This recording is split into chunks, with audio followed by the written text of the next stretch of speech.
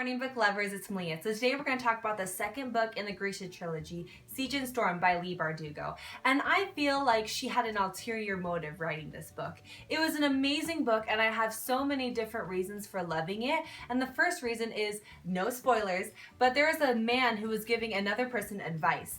And I felt that it felt so similar to the book Art of War by Sun Tzu. And Art of War is very different. It's an influential strategy book and it applies to competition and conflict. And what I also really enjoyed about Art of War is it's specific for leaders and generals and soldiers and people who want to dominate, be invincible, and have victory without battle. And that's what I really enjoyed. And I felt like there were so many similar Chinese proverbs in here, similar to the Art of War in this book as the person was giving advice. And so I thought that was really interesting that Leigh coincide that, and not only were you enjoying a fantasy book with magic and mystical creatures and all these different things, but you could also learn and gain knowledge from this book. So first off, that's what I just completely loved. She also had a couple things that were similar to a Bible story that I read, and so I thought that was really interesting too, that she would kind of coincide that as well in her book.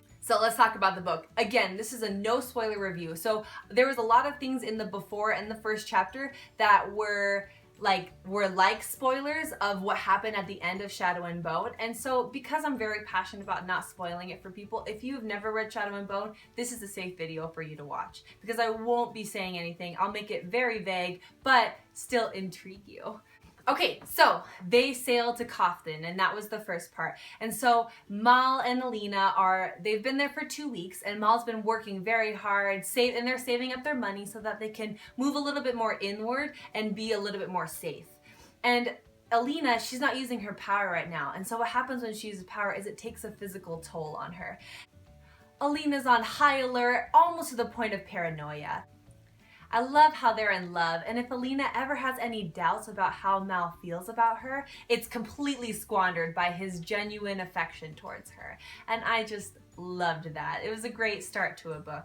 They went into the house that they were staying at, which was barely livable, so disgusting.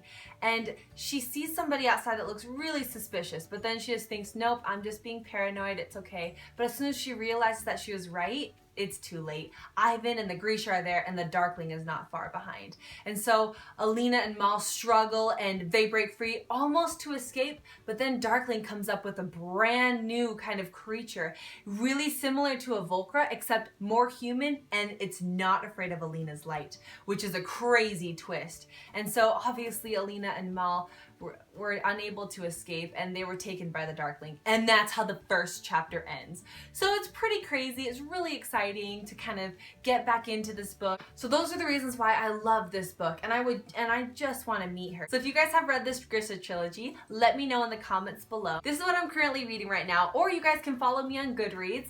I'll have a link below, and I'll have a link to where you can buy this amazing book and Art of War, because that's an amazing book that everybody needs. Thank you guys so much for watching, and enjoy every moment.